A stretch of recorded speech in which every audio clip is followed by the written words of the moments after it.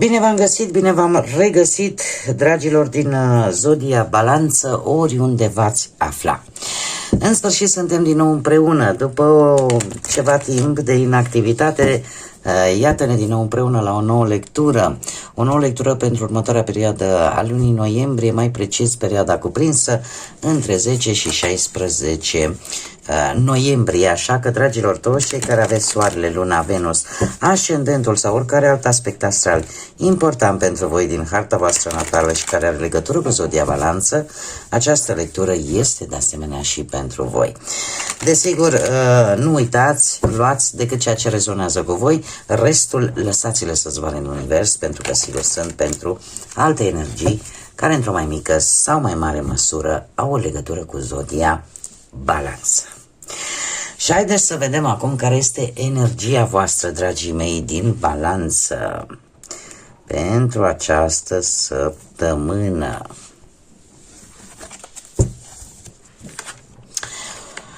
Ei, ce energie interesantă! Energia voastră este energia soarelui.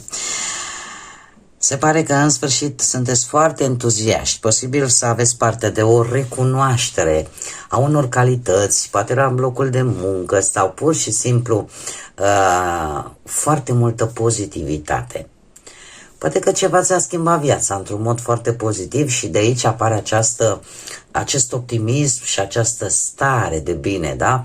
O emoție, poate că v-ați reîmpăcat cu voi înșivă sau cu altcineva, sau pur și simplu sunteți un pic mai plini de încredere, mai optimiști și poate că vă gândiți și la ceva distractiv, cu prietenii, poate cu familia.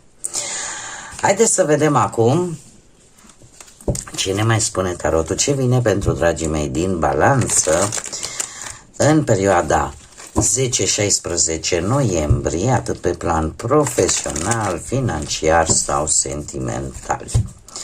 Să vedem ce vine pentru voi, dragilor.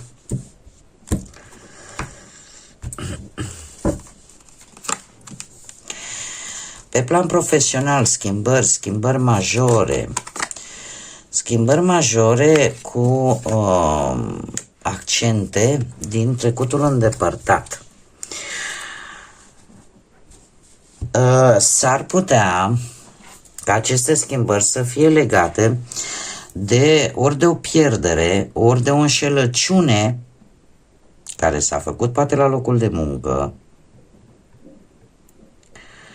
sau această schimbare să vină, e o schimbare bruscă, să știți. Poate puteți să auziți de cineva din trecutul îndepărtat, care într-un fel sau altul nu mai prezintă foarte mare încredere. Dar, haideți să o luăm așa, ori se află, da? Se află ceva. Iar asta aduce cu sine o lipsă de încredere din partea șefilor, din partea colegilor, din partea asociațiilor. Da? E o lipsă de încredere. Și mai ales cei care voi aveți la rândul vostru angajații proprii, da? Încercați să mergeți mai cu grijă. Poate că sunteți în căutare, nu? De a angaja pe cineva. Bine ar fi să căutați prin contacte mai vechi și nu neapărat cele noi. Poate să fie și acest lucru. Șasele ăsta de cupe vorbește practic de posibilitatea ca ceva sau cineva, ori o informație din trecut, ori cineva din trecutul foarte îndepărtat, când vorbim de niște ani, mulți, care apare brusc în viața voastră și aduc o schimbare, cumva ceva iese la suprafață. Ceea ce a fost cumva ascuns iese la suprafață și vi se vor aprinde niște becuri. Iar becurile astea sunt roșii, pentru că arată neîncredere. Ori voi nu aveți încredere. Cineva în care apare brusc, poate caută de muncă sau poate voi sau încearcă poate să... Dar mai degrabă nu știu de ce. E vorba de voi, cei care aveți nevoie, poate aveți propria afacere și aveți nevoie de oameni. Sau apariția acestei energii cu ideea de a-l ajuta. Pentru că nu știu de ce, dar parcă nu e vorba de voi. Deci nu e ideea că voi ați avea nevoie de un ajutor din partea cuiva din trecut. Mai degrabă e o totală neîncredere vis-a-vis de o energie din trecut care, într-un fel sau altul, ori vine cu niște informații și știți voi că nu prea e treabă curată acolo, ori pur și simplu apelează la voi pentru a obține un job și totuși voi nu sunteți foarte încrezători. E o lipsă de încredere cu acest personaj și pe bună dreptate. Posibil să fi fost implicat în vreun furt, vreo de lapidare, ceva legat sancțiuni pe la locul de muncă. În ceea ce privește banii, avem zodii de aer, Gemeni, Balanță, la fel ca și voi, Vărsător, și avem zodia Scorpion. Dragilor, pe partea banilor, eu aș zice că sunteți destul de puternici, în sensul că nu veți cheltui impulsiv în această săptămână și asta vă poate aduce un câștig total neașteptat. Cumva apare o schimbare. Apare o schimbare care, într-un fel sau altul, pe partea banilor, te face să-ți asumi un oarecare risc. În sensul că ori vrei să investești ceva, dar cumva să o faci singură, fără să mai implici și alte persoane. E un risc pe care vrei să ți-l asumi pentru că vrei să progresezi. E ca să zic așa, o economie un pic mai la sânge, așa, care o faci vis-a-vis de bani, pentru că ai un deziderat. Vrei să faci ceva cu ei. Doar că apare, într-adevăr, o schimbare bruscă în ceea ce privește banii, dar la care tu spui, bun, mă risc, dar mă risc decât eu, sau decât pe banii mei. Pentru că vrei să progresezi. Nu e ca și cum ți-ar lipsi. Din câte văd aici, nu-ți lipsesc. Adică nu e o problemă, dom'le, n-am bani. Dar totuși te tentează această schimbare care vine pe partea banilor. Poate această ofertă, ca să zicem așa, și vrei să-ți asumi un anumit risc pentru că vrei să progresezi. Nu cred că este vorba de sumă mare. Te riști cu ceva. Dar nu pare a fi chiar... Și nu e pentru că nu ai bani, ci pur și simplu că vrei să mergi înainte, vrei să dezvolți un pic mai mult. Pe partea sentimentală, cei care sunteți într-o relație, dragii mei dragi, avem zodia Rac. Dragii mei dragi, aș zice că sunteți destul de preocupați în relația voastră, aveți senzația că ceva vi se ascunde, aveți senzația că ceva nu e în regulă și toate gândurile astea negative vă pot cauza și stări de nesomn, nopți nedormite, stare de stres, de anxietate. Totuși, în această săptămână cu acest 6 de spade, spune că luați decizia, în mare parte pentru cei care sunteți un cuplu, dar totuși sunteți la distanță geografică și luați decizia să faceți o călătorie tocmai pentru ori a te convinge dacă intuiția ta te minte sau nu, sau pur și simplu pentru a reînvia oarecum relația, pentru a-i da așa un aer proaspăt. Cert este că te vei mișca foarte repede și e posibil, într-adevăr, mi-apare și o călătorie chiar către sfârșitul săptămânii, poate. De ce? Pentru că sunteți tentați, sunteți foarte hotărâți și sunteți tentați să urgentați oarecum lucrurile. Sunteți foarte hotărâți. Totuși eu trebuie să vă vin cu un avertisment cu acest arcan major, și anume că trebuie să fiți totuși un pic atenți. De ce? Pentru că prea multă hotărâre, prea multă urgentare, ca să zic așa, pot aduce un rezultat și negativ, da? Pentru că pot aduce niște tensiuni în relația voastră. Eu mai degrabă tind să cred că voi vreți să faceți acest drum ca să vă convingeți, da? Cumva să reușiți să eliberați aceste gânduri negre care nu vă dau pace. Oricum, aș zice că e o călătorie terestră, da? Cu mașină, mijloace de-astea terestre. Toate că am aici două mijloace de transport, am și pe apă și terestru, așa că e posibil să fie la distanță destul de lungă în care se merge și pe apă și terestru. Va să fie și asta. Cei care sunteți singuri, voi, dragii mei dragi, dragii mei dragi, voi sunteți la un pas ca un ciclu din viața voastră să se încheie și să vă luați poate zborul către alte zări. Acest 4 de cupe, o stare de, cum să spun eu, o stare emoțională destul de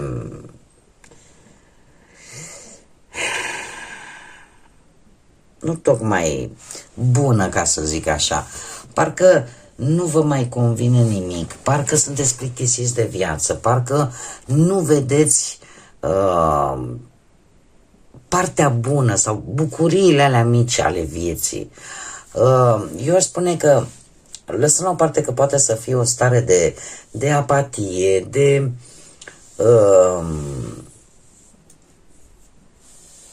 cumva de ideea aia că și așa ce rost are, că parcă nimic nu se schimbă, toate sunt la fel. E ceva aici care nu vă place, e o stare de fapt, parcă nu vă găsiți locul. Eu aș zice că mai mult este vorba despre situațiile astea când parcă nimic nu se schimbă. Da? Parcă trece așa timpul, dar nu aduce nimic nou. Nu e chiar așa. Pentru că avem un as de monede. E o ușă. E o portiță care se deschide pentru voi. Și unde sunt mari șanse ca voi să vă recăpătați optimismul și să fiți dispuși să faceți schimbări. Pentru că, să vă spun un lucru, în momentul în care și pe mine m-a încercat și sunt sigură că pe mulți dintre noi ne-a încercat aceste stări, cel puțin o dată în viață, în care ai senzația că timpul stă de fapt în loc, că nu se întâmplă nimic și apare stările astea, de aici apare de fapt și depresia la mulți, da? De aici pornește, în momentul în care ai senzația că nimic nu se schimbă și că totul merge așa și că ce sens mai are, până la urmă viața face aceleași lucruri ca robotul. Dar de fapt și de drept, ideea care este? Aici, Universul, Dumnezeu, cine vreți voi, în funcție de ce credință aveți, șanse vă dă. Și e o șansă de care voi ar fi trebuit să profitați de multă vreme. Ușa asta, portița asta sta deschisă destul de multă vreme. Doar că voi nu ați fost atenți, poate să o vedeți. E ca și cum ți-ar zice Universul, hai că m-am plictisit cât am așteptat ca să iei, să profiți de această șansă. Și în felul ăsta, toată această stare de apatie, de regrete, de plictiseală, se vor termina. Și se vor termina cu posibil, mare atenție, ori o călătorie lungă, peste mări și peste țări, cu conexiuni cu străinătatea, cu faptul că vei avea șansa să cunoști pe cineva care va avea un rol important chiar în viața voastră și numai prin simplu fapt că reușește să vă scoată din această stare. Și deja e o persoană importantă. Dar poate să fie cineva dintr-o altă țară și apare, se preconizează așa la orizont decizia voastră de a vă duce chiar în acel loc pentru a petrece ceva timp cu această persoană care îți va trezi interesul.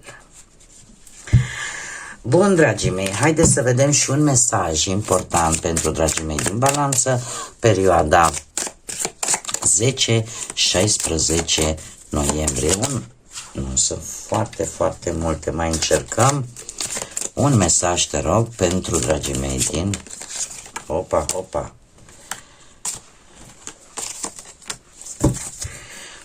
Și ce v-am spus? Uite, avem un 8. Un 8 care este numărul reușitei, numărul puterii, numărul cosmic, numărul karmei, al destinului, dar și al liberului arbitru. Și îmi spune aripi, niciodată n-ai avut nevoie de aripi ca să poți zbura. Cât de frumos sună asta! De ce? Pentru că este de fapt ca o metaforă care spune că poți simți că zbori și fără să ai aripi. Poți evolua și fără să zbori. Da? Te poți ridica tu pe tine. Da? Chiar este foarte profund acest mesaj. Niciodată n-ai avut nevoie de aripi ca să poți să te dezvolți, ca să poți să mergi înainte, ca să poți să te ridici, pentru că ai ceea ce-ți trebuie. Ceea ce-ți trebuie se află în interiorul tău. Iar faptul că avem și cifra 8, care îmi vorbește de o schimbare super importantă în care poate tu vei reuși cu ambiție, cu ordine, cu autoritate, da? Să reușești, să prosperi, să mergi înainte și mai ales să faci o schimbare importantă în viața ta. Foarte frumos. Întotdeauna poți transforma. Eu aș spune că această schimbare importantă va veni în urma unor vești. Unor vești în care liberul tău arbitru va trebui să funcționeze la capacitate maximă. Bun, dragii mei, din Balanță, cam atât am avut pentru voi pentru săptămâna viitoare. Eu vă mulțumesc pentru prezență, pentru răbdare, pentru înțelegere, pentru dragii mei abonați.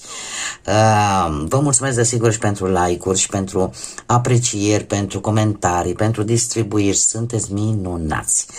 Desigur, cei care încă nu s-au abonat, dacă ați rezonat, dacă v-a plăcut, dacă mai vreți să vedeți și astfel de lecturi, ca să nu stați să mă căutați pe YouTube, abonați-vă, este gratuit, nu costă absolut nimic, nici like-urile, nici distribuirile, chiar și clopoțelul puteți să-l activați, pentru că este cel care vă va anunța, vă va notifica atunci când eu fac lecturi noi.